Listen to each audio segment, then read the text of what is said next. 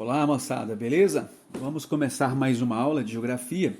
Hoje a gente discute transporte 2, dando sequência ao nosso último encontro, quando conversamos sobre, no transporte 1, matriz de transporte e também modais de transporte.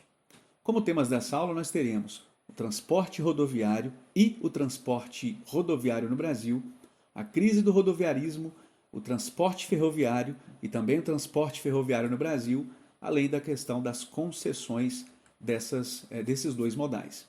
Olha, como nós sabemos, o transporte rodoviário é o principal modal para o deslocamento de pessoas e mercadorias, não apenas no Brasil, mas em grande parte dos países do mundo. E isso tem alguns motivos que explicam isso.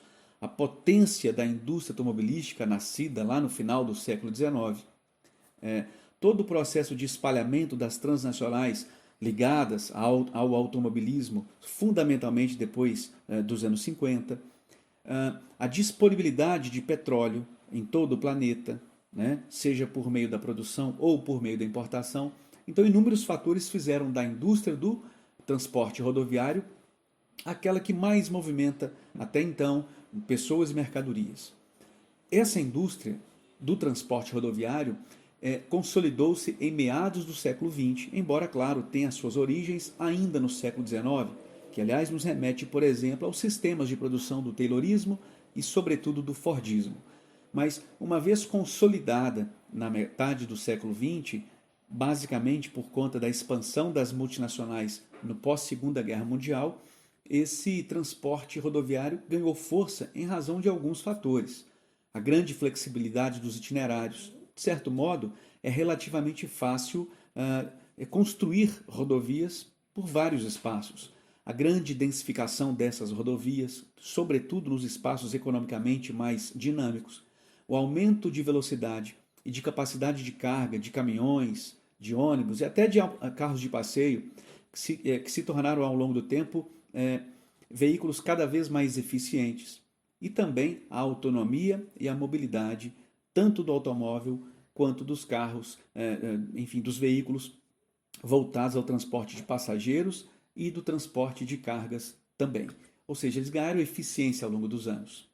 Quando a gente compara a matriz de transporte de carga de países que têm portes territoriais bastante grandes, a gente percebe que o Brasil tem uma condição que talvez não seja a mais ideal. Observamos, por exemplo, que da Rússia ao Canadá, Austrália, Estados Unidos e China, nós temos um aumento da participação do modal rodoviário, né, na matriz desses países, ficando o Brasil em primeiro lugar. Ou seja, cerca de 65% das cargas transportadas no Brasil atualmente acontece esse deslocamento pela via do transporte rodoviário, que sabemos é o mais caro para esse tipo de trabalho.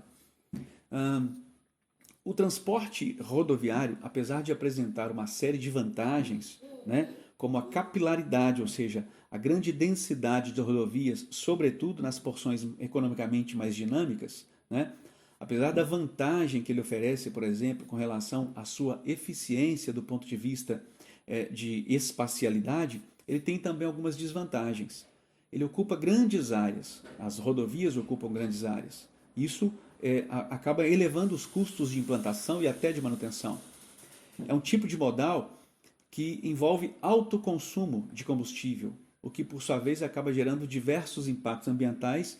Aqui o destaque é dado naturalmente às questões ligadas ao efeito estufa, né? Na verdade ao aquecimento global e outros tipos de poluição atmosférica. Há ainda a questão da intensa demanda de manutenção das estradas, visto que há uma grande pressão de rodagem por essas vias, o que acaba determinando uma constante necessidade de manutenção e isso significa custos. Além disso ainda nós temos os riscos inerentes a esse modal, ou seja, é a chamada violência no trânsito, a violência nas rodovias e mesmo nos circuitos urbanos, em razão, claro, da densidade. Há uma menor capacidade de carga desse tipo de modal, ou seja, quando comparado a outros modais, ele é o modal menos eficiente. Além disso ainda, nós temos a sujeição aos congestionamentos, fundamentalmente é um elemento que compromete, por exemplo, a questão da distribuição de cargas. Tá? No Brasil, essa questão é bastante interessante. Por quê? Porque até o início do século XX, as rodovias basicamente ficaram em segundo plano. E claro, há um motivo muito forte para isso. É que até ali no final do século XIX, na verdade partindo do final do século XIX, até a primeira metade do século XX, ali na altura de 1930, as ferrovias eram construídas para ligar áreas de produção agrícola aos portos. Vamos lembrar que o Brasil era basicamente um país de economia agrário exportadora, não é? Então isso determinava naquele instante, naquele período, uma força muito grande das ferrovias. Naturalmente que essa condição ferroviária que o Brasil tinha atendia aos interesses da oligarquia rural que comandava o país, naquele período que chamamos de República Velha ou ainda de o período lá da política do café com leite. Então, no momento em que essa oligarquia enfraquece, no período então em que essa organização política ela é encerrada, começa a ocorrer o declínio do transporte ferroviário no Brasil, que passou, portanto, a ser marcado por dois fatores principais. O primeiro deles, a crise da economia do café, logo após o crash de 29, ou seja, a quebra da Bolsa de Valores de Nova York. Isso determinou uma diminuição extremamente grande do consumo de café no mundo e, portanto, um grande prejuízo ao Brasil. Além disso, a política rodoviarista do Juscelino Kubitschek.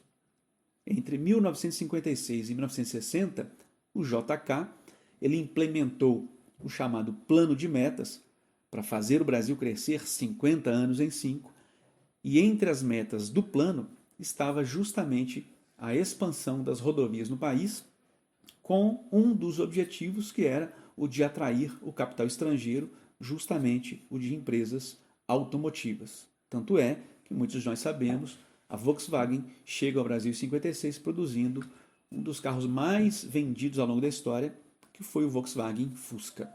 Muito bem, isso então inaugurou no Brasil a era das rodovias, da qual até então jamais saímos. Atualmente, temos no Brasil mais de 1 milhão e 660 mil quilômetros de extensão de rodovias no país. Isso dá uma média de 140 metros por quilômetro quadrado, o que é relativamente baixo, sem contar o fato de que essas rodovias estão muito concentradas aqui na região sudeste, centro principal da produção econômica do país.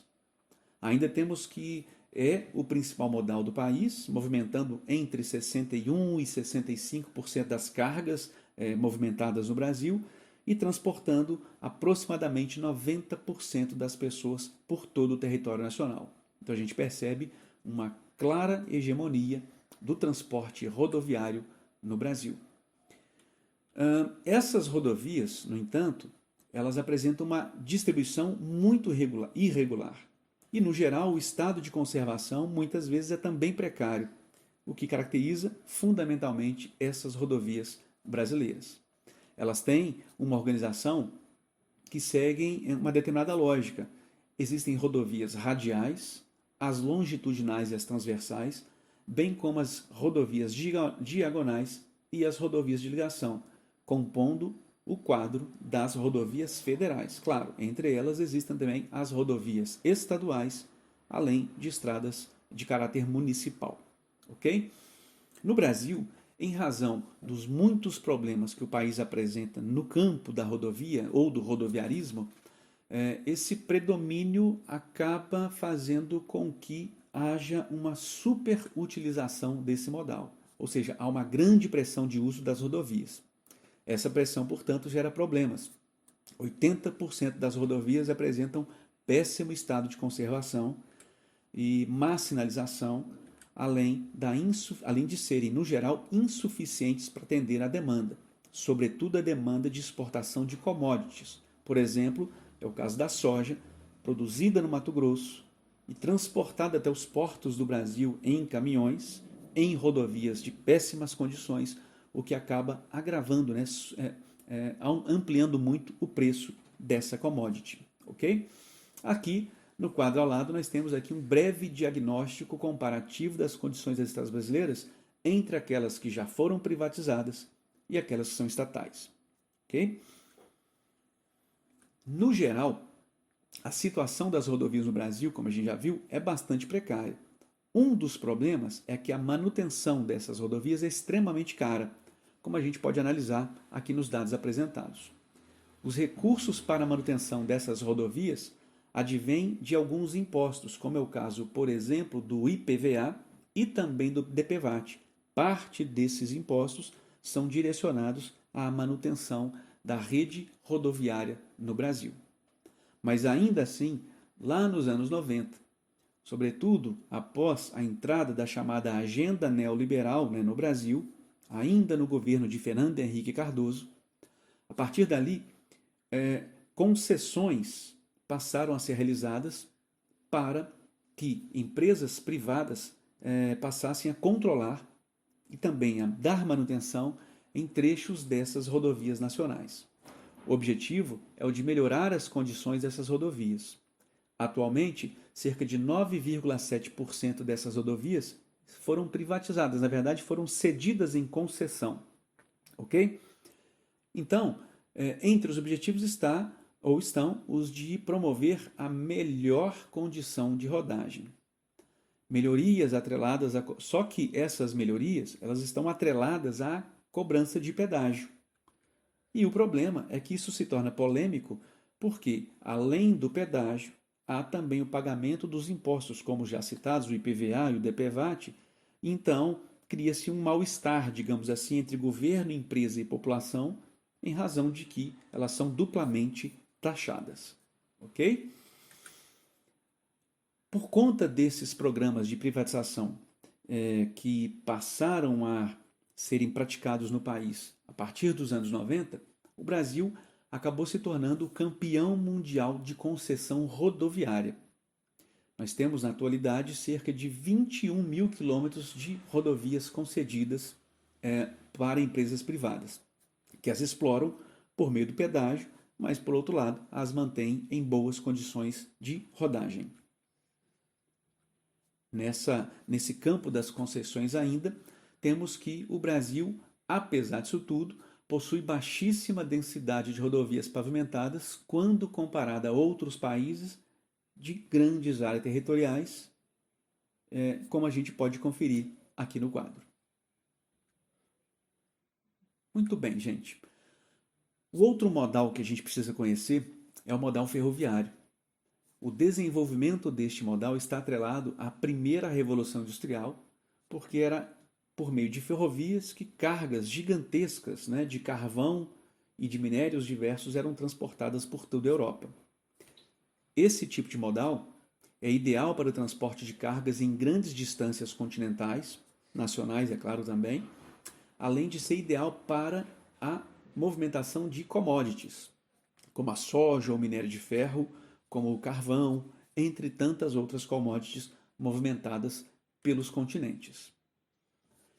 O modal ferroviário ele apresenta elevada eficiência energética, o que significa dizer que ele consegue movimentar a longas distâncias, grandes cargas, exibindo uma certa economia de combustível. Isso lhe dá eficiência. É pouco poluente, se comparado a outros modais, e é pouco suscetível aos rigores climáticos, que é algo que atinge de frente o modal rodoviário. No Brasil, a implantação do modal ferroviário veio em 1854, com a construção da ferrovia que ligou a Baía da Guanabara, no estado do Rio de Janeiro, a Petrópolis, que foi um investimento inclusive do Barão de Mauá, o Irineu Evangelista de Souza. Bom, a partir dali, muitas ferrovias passaram a ser construídas no país, mas basicamente com vistas a servir à economia cafeeira. No século XIX e início do século XX, sempre houve forte vínculo das ferrovias com a economia do café. O próprio traçado das ferrovias no Brasil revela um pouco isso. E isso também atendia aos interesses da própria oligarquia rural, que com o processo de interiorização desses trilhos, podiam também cada vez mais interiorizar a produção e ainda assim trazê-la aos portos, como era o caso do Porto de Santos. Após a crise do café, no entanto, o país desenvolveu novas dinâmicas econômicas, incluindo a emergência da indústria do automóvel e os investimentos em ferrovias, com isso, praticamente cessaram. Sabemos, então, que, no caso da indústria do automóvel, ela sofreu grande impulso no Brasil a partir do JK. Por outro lado, isso condenou a segundo plano, relegou a segundo plano os investimentos estatais e mesmo privados no transporte ou no modal ferroviário no Brasil. Ao longo do século XX e início do século XXI, apesar do forte crescimento do PIB, da forte modernização econômica que o Brasil viveu, a malha ferroviária ela decresceu, o que provoca para o país uma ampliação do chamado custo Brasil, que é o custo médio total de produção industrial e produção agropecuária, enfim, produção econômica no território nacional. A gente pode, então, aqui concluir algumas questões, observando-se esse gráfico, por exemplo. E entre as conclusões que podemos chegar é que há uma média ideal dos modais no Brasil que deveria ser a seguinte: em média, 35% das cargas no Brasil deveriam ser transportadas por ferrovias, 25% em rodovias, 25% em hidrovias e 15% em modais diversos, como, por exemplo, as dutovias, o chamado modal dutoviário, que a gente vai conhecer numa outra aula. Assim como o transporte rodoviário passou por concessões, o transporte ferroviário também passou. Sobretudo no mesmo período, a partir ali da década de 90, com a assinatura no Brasil da chamada Agenda Neoliberal. Então, houve a privatização da rede ferroviária nacional, na verdade, de parte dos trechos atrelados à rede ferroviária nacional, de tal maneira que entre 97 e 2007 foram investidos mais de 9 bilhões de reais. Porém, mesmo com esses intensos investimentos ao longo desses 10 anos, não houve no Brasil uma expansão da malha ferroviária. Pelo contrário, houve apenas a manutenção e a recuperação de trechos danificados. No geral, no Brasil, a principal utilização das ferrovias é para o transporte de minério de ferro, uma das nossas principais commodities para exportação, que segue fundamentalmente para o Porto de Santos e também extraído lá da Serra dos Carajás, segue para o Porto de Itaqui, no Maranhão. Ok? O transporte de passageiros é bastante reduzido neste modal.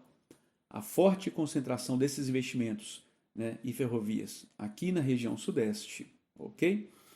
Gente, dessa forma então, a gente encerra mais um momento, mais um encontro nosso aqui de conversa, e para estudar um pouquinho mais esse tema, eu te convido a fazer essas atividades de compreensão, sempre anotando o conteúdo da aula em seu caderno, realizando a leitura da apostila Bernoulli no volume 2, frente B, módulo 3, das páginas 46 até 51, acessando o conteúdo do QR Code da página 51 e da página 53, realizando os exercícios de aprendizagem da página 52 e também da página 53, e, claro, sempre em seu caderno, anotando suas dúvidas, seus apontamentos e opiniões, para que a gente possa, então, debater isso um pouco mais profundamente. Grande abraço a todos, gente. Tchau, tchau.